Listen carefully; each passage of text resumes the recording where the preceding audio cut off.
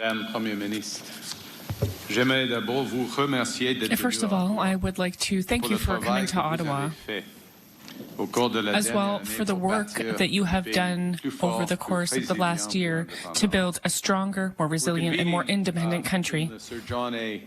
Macdonald building. Sir John A. believed that our nation's strength lay in its unity. And he said that, and I quote, "Canada is great in territory, great in resources, great in enterprises, great in capital."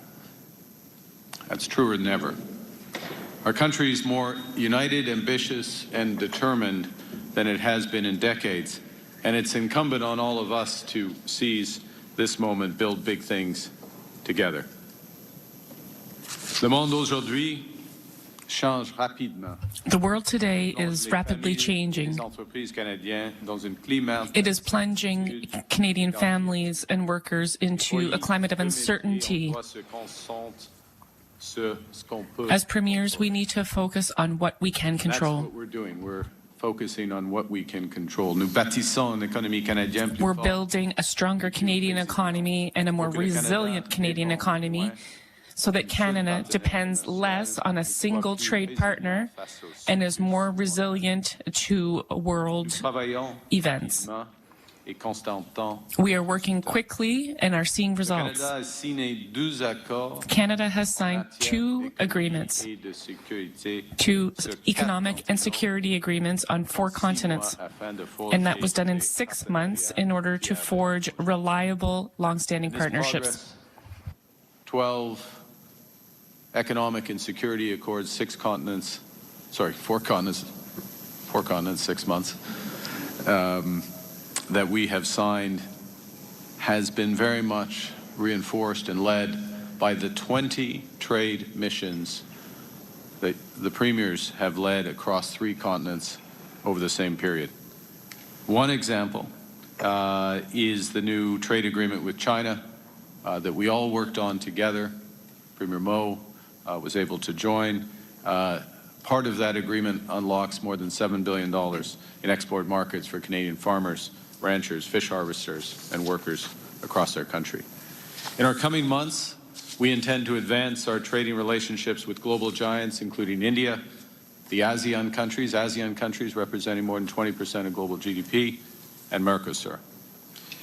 And we will work to renew our most important economic and security relationship with the United States through the joint review of the Canada-United States-Mexico agreement later this year. Today we'll discuss how we can coordinate all of those efforts on trade and inbound investment to maximize their impact. Of course, as we're building new partnerships abroad, we're focused on building our strength at home, transforming our economy. So one thing that came out of our initial discussions as First Ministers a little under a year ago, was the One Canadian Economy Act at the federal level. It was passed. It eliminated all federal barriers to internal trade and mobility. A number of you have already made significant progress. Look to you, Doug, Tim, particularly, and others, significant progress in reducing interprovincial trade barriers. But we all know that more can be done. To realize our full potential, we need to break down the remaining costly and long-standing barriers once and for all. There's many estimates of this. One came out this week from the IMF. The prize is worth more than $200 billion to Canadians. The second way we're building one strong, united Canadian economy is through our nation-building projects. New ports, mines, trade, sovereign data, energy, transportation corridors, unlocking our vast resources, connecting Canadians to new markets, and creating hundreds of thousands of new careers. We've already referred 11 major projects to the Major Projects Office, projects from every region in the country, representing over $116 billion in investments.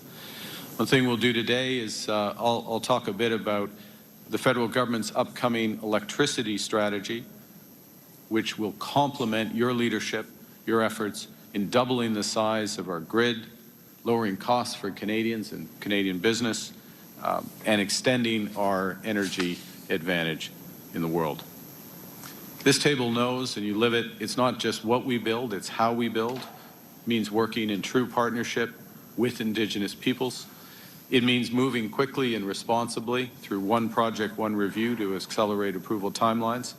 We're pleased that we've signed cooperation agreements already with New Brunswick, with Ontario, with British, and the original with British Columbia. And I look forward to signing more of these agreements in the months ahead. Pendant que nous affrayons à accélérer de grands While projets we dans are working to accelerate major projects across Canada, we also must do what needs to be done for each and every Canadian to have a pleasant life. And we can do that by investing in our local infrastructures, infrastructure that people can count on every day. Thanks to new funds for building strong communities, we are ensuring that the Canadian population has what it needs to success. Safe streets, workable systems, universities, schools, and affordable housing.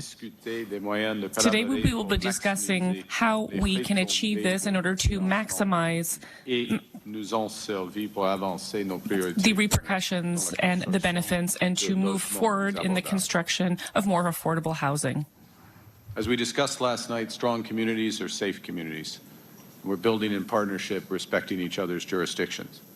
The federal government's main job is to protect our borders and to strengthen the criminal code. We've acted. We're hiring thousands of new RCMP and border control officers.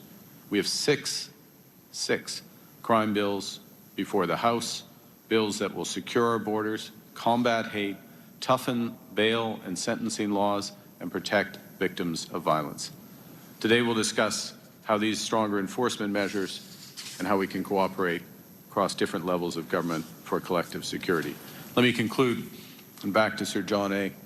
The Canadian Pacific Railway, which he catalyzed, helped transform our country when it was completed in 1885. Proof that Canada is bigger, stronger, and more prosperous when we're united. His legacy is our mission now. So let's get to work. And with that, I have the honor of turning to the Chair of the Council of the Federation, Premier Thompson. Premier.